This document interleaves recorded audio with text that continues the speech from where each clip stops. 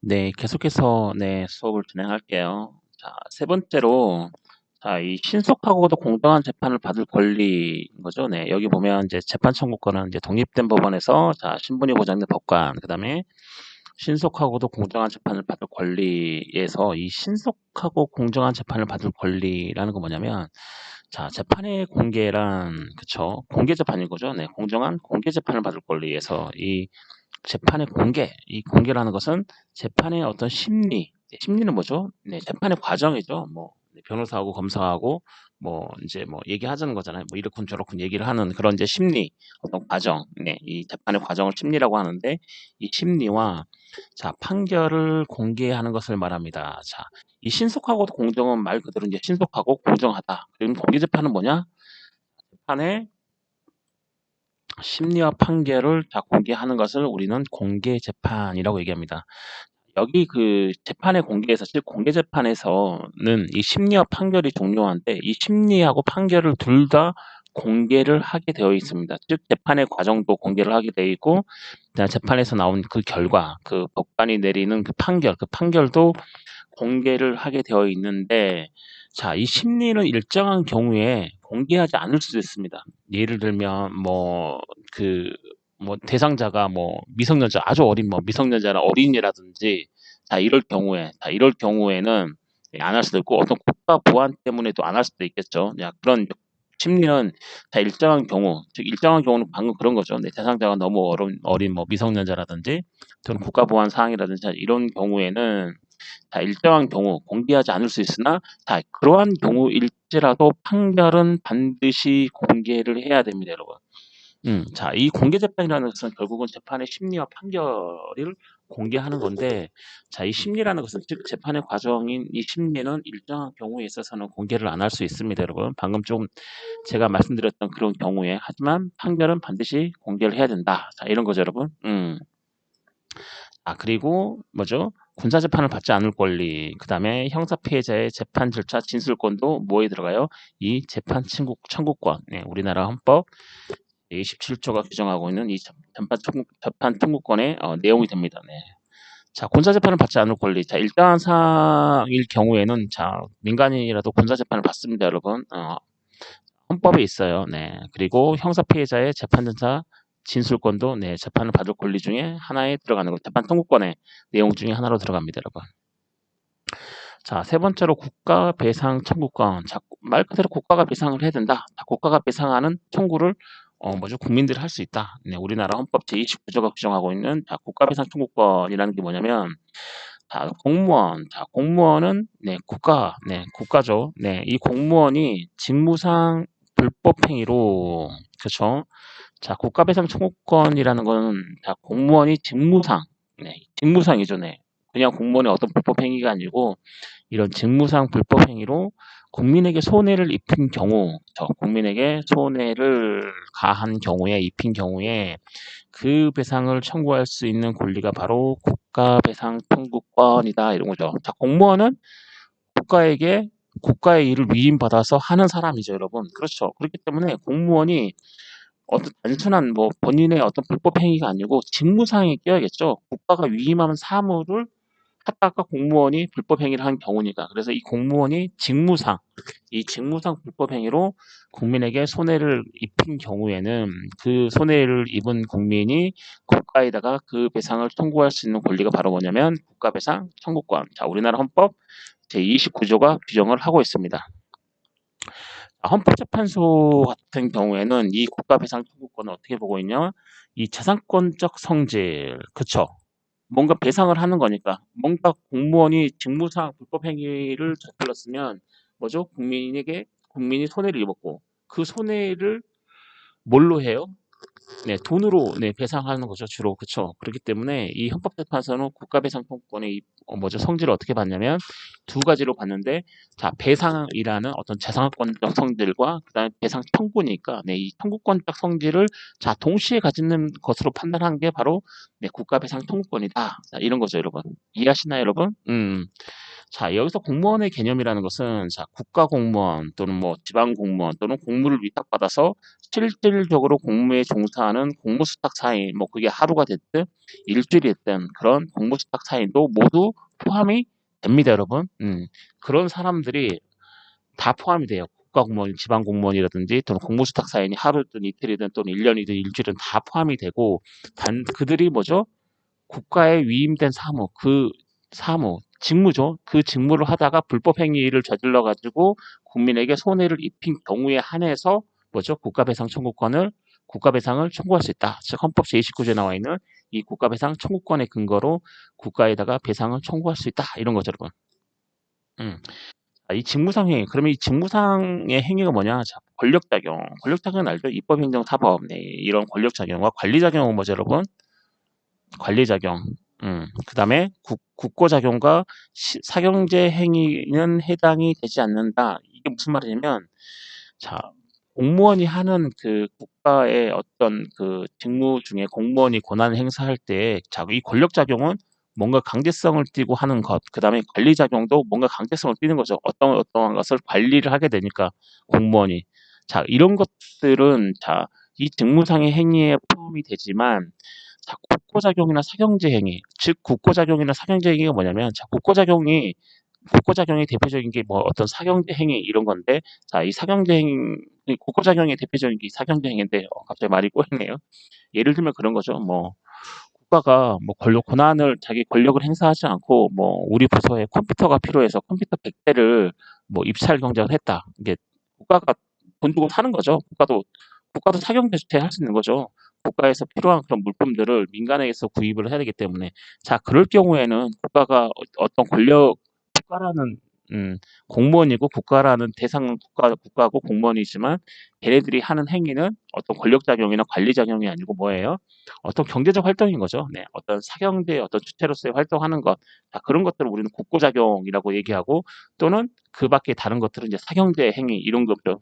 즉 뭐냐면 공무원이 직무상 불법 행위로 이렇게 하는데 자 이런 그 직무상 행위는 무엇이냐? 그러면 권력작용과 관리작용만 들어가고 국가나 공무원이 어떤 사경제 주체로서 활동하는 그런 것들은 뭐죠? 직무상 행위에 들어가지 않는다 이런 거죠, 여러분. 왜냐하면 그때는 어떤 권한이나 권력을 행사하는 게 아니고 사경제 주체로서의 활동을 하는 거니까, 여러분.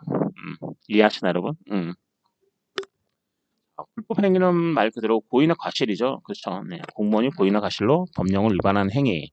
그다음에 자기 무엇인가 해가지고 위반하거나 또는 무엇인가 해야 되는데 안 해가지고 위반하는 거나 즉 부작위인 거죠. 네. 이 부작위 모두 다 포함이 됩니다, 여러분. 손해의 발생은 뭐 재산적 손해나 어떤 정신적 불이익이나 그런 걸 다 포함됩니다. 그게 뭐 정신적 손해가 됐든 재산적 손해가 됐든 단지 이제 뭐가 중요하냐 그 손해 이러한 손해가 발생을 했을 때 공무원이 직무상 불법 행위로 그러한 손해가 입었다는 어떤 인과관계가 성립을 해야 됩니다. 그게 정신적인 손해가 됐든 뭐죠? 재산적인 손해가 됐든 그런 건 다 포함한 손해인데 단지 그 손해는 공무원이 직무상 불법 행위와 인과관계가 성립해야 비로소 국가배상 청구를 할 수 있다. 이겁니다, 여러분. 이해하시나요? 자, 두 번째로 참정권적 기본권을 볼까요? 자, 참정권적 기본권은 참정권 말 그대로 여러분이 제일 잘 아시는 거죠, 여러분. 네. 국민이 국가의 조직이나 의사 형성에 참여하거나 공무원으로 선임될 수 있는 권리. 즉 내용은 직접 참정권은 국민 발안이라든지 국민 소환, 국민 투표.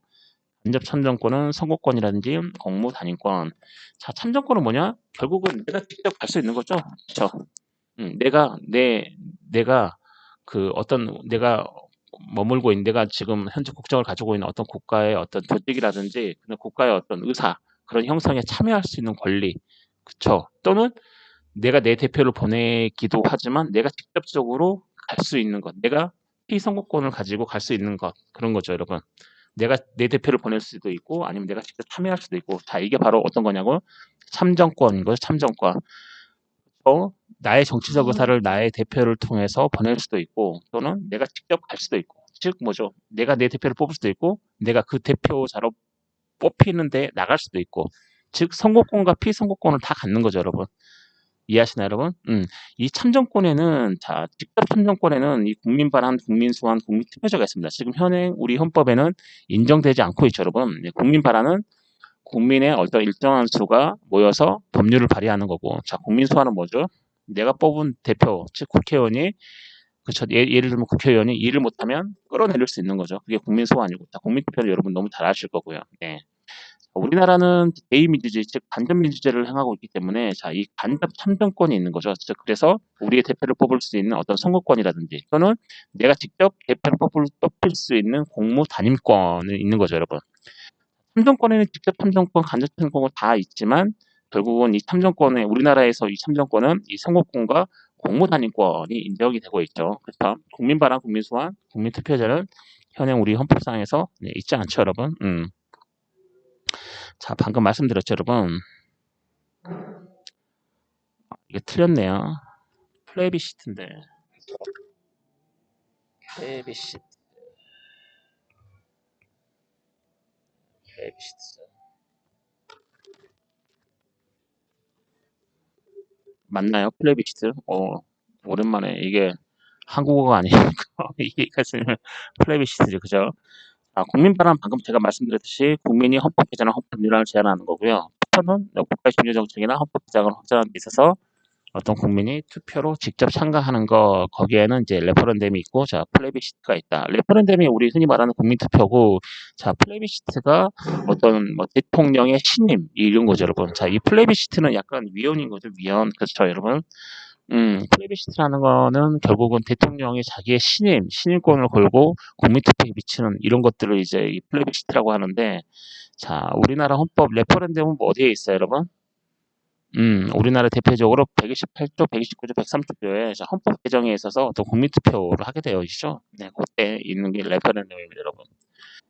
국민 소환은 국민이 공직자를 임기 만료 전에 해제시키는 것을 말합니다. 이건 제가 설명을 해드렸고요. 선거권은 어떤 대통령 선거라든지 국회의원 선거라든지 지방의회 선거, 지방자치장을 법률로서 정하는 것. 이게 무슨 말이냐면 이 선거권이라는 건 우리나라에는 참정권적, 우리나라에 있는 이 참정권적 기본권은 선거권과 공무 단임권밖에 없는 거죠. 우리나라는 간접 민주제를 행하고 있으니까. 그렇죠.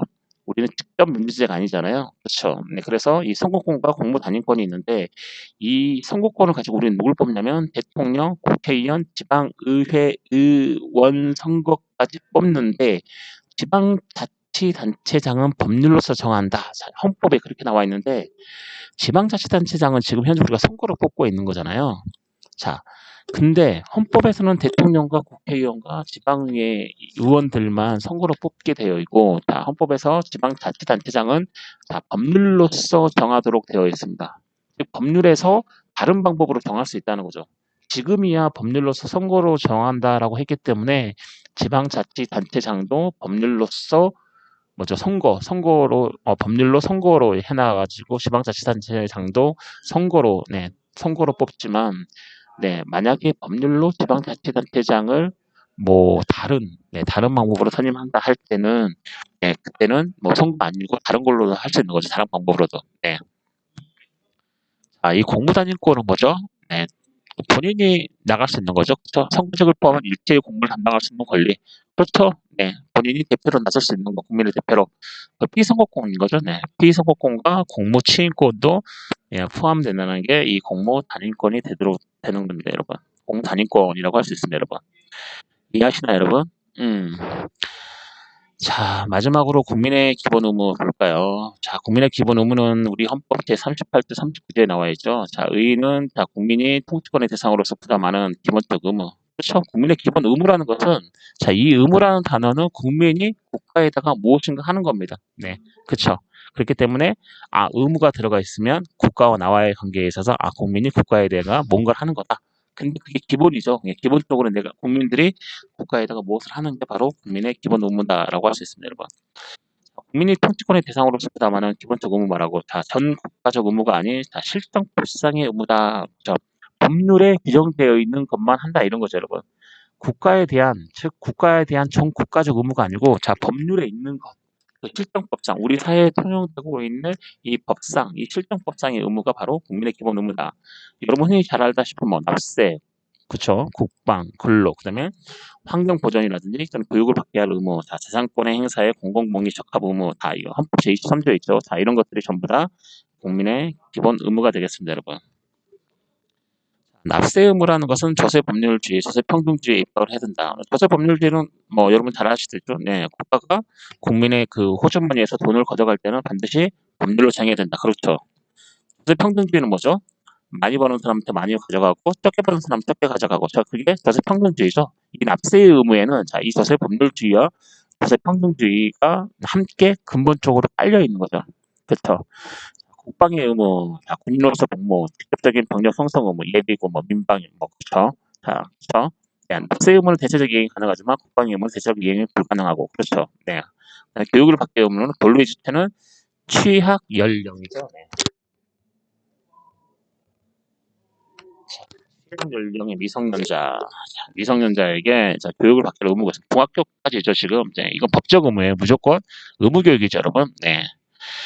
아, 이 근로 의무는 자 교육을 받게 할 의무와 다르게 자 법적 의무가 아닌 자 윤리적 의무다. 그렇죠, 여러분? 네, 근로는 해도 되고 안 해도 되는 거죠, 여러분. 이게 이제 다수설이를 할 수 있습니다. 자, 이런 것들이 자 우리 헌법이 정해놓은 헌법 제 38조, 39조가 정해놓은 국민의 기본 의무가 되겠습니다. 네, 여기까지 해서 자 이제 종강을 하고요, 여러분. 네, 의문하시는 사항 있으면 항상 그렇듯이 저에게 전화나 네, 메일을 주시면 될 것 같고요. 네, 한 학기 동안 여러분들 되게 수고 많으셨고, 네, 한 학기 동안 또 저 격려해 주시고, 또, 제 강의도 열심히 들어주셔서 너무 감사하고요, 여러분. 네, 학교에서 또 여러분들 많이 뵐 수 있는 날이 있었으면 좋겠습니다, 여러분. 저는 이제 여러분들 잘 기억하지 못하지만, 네, 여러분들 혹시 학교에서 왔다 갔다 하시다가, 네, 저를 만나시면, 네, 인사도 해주시고, 또 커피를 사달라고 또는 밥을 사달라고 하셔도 되고요, 여러분. 네, 여튼 한 학기 동안 수고 많으셨고요. 여러분의 앞날에 늘 행운 또는 여러분의 늘 앞날에 네, 노력한 만큼보다 훨씬 더 많은 네, 배로 네, 배의 어떤 행운들이 좀 뭐죠? 받아가지고 여러분이 다 모두 다 잘 되셨으면 좋겠습니다, 여러분. 여러분 한 학기 동안 수고 많으셨습니다, 여러분. 그럼